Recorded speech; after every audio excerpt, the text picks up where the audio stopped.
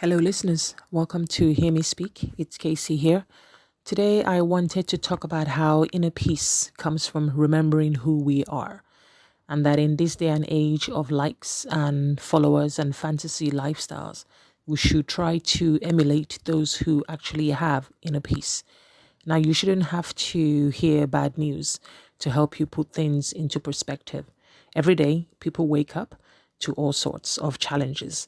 And I can bet that 99% of those challenges were not instigated by the person facing them. Now, what I mean by that is most times, whatever we are facing, that mountain we are desperately trying to climb, it wasn't put there by us.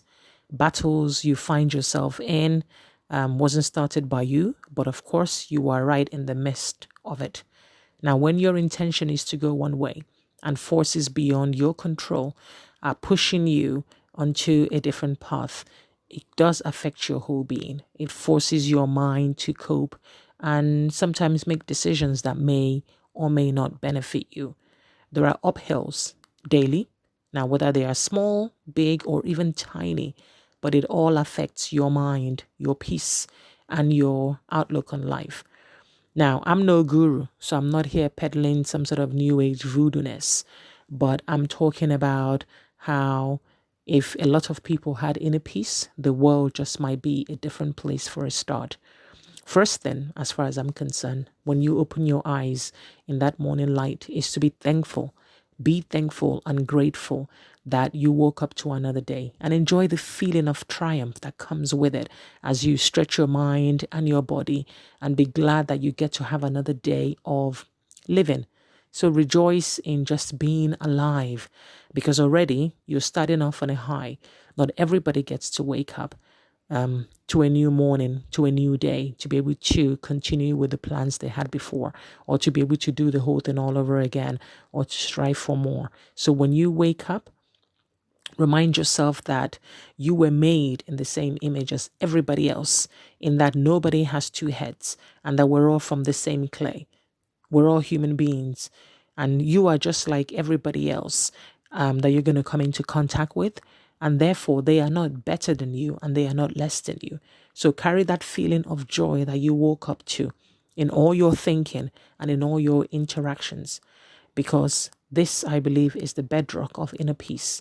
It's a joy that's the light within you, and it continues to light, and no matter what, it continues to shine no matter what, because you truly believe that your life matters and that you are not beholden or controlled by your fellow man or by circumstances.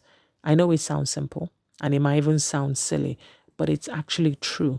There should be a determination that you must possess, not that you need to possess, but you must possess. And I think that this determination also comes from being God fearing. Now, if you don't believe in God, then you must have a sense of identity, a strong foundation in who you are, and also something to cling to when you face challenges. And then for those of us, when you do believe in God and you are God fearing, there are some words you don't say, and there are some things that you cannot do for fear of being struck by lightning. This is how I see it, okay, for me. So that's not to say that you don't have bad thoughts or that you don't imagine what you would like to do to people who have wronged you and so on. But ultimately, at the end of the day, being God fearing or having faith in humanity, whatever it is, it just means that that joy that you feel waking up on this one planet that we all share and believing that there is something greater than all of us will put your mind at ease. And that's the inner peace that I'm talking about. Because in everyday life, like I said, it's not going to be plain sailing. There are going to be challenges. And again, many people don't get to wake up to this world. So in living, I think that there is inner peace.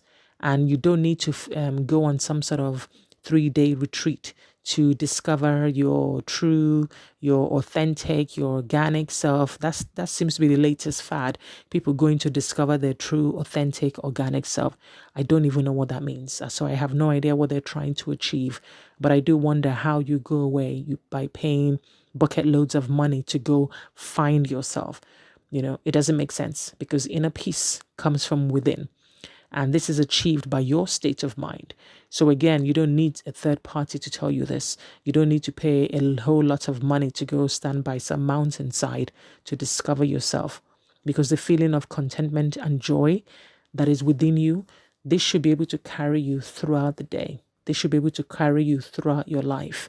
And of course, life is day by day. And things are, even when things are beyond your control, even when things test your patience, your emotions and your capabilities and so on, I think that the power that you have is within you, if you truly believe it. And that is to know that where you stand, that is to know who you are, and that is to know your outlook on life or what you worship. Peace of mind comes from knowing that no matter what you're going through, this too shall pass.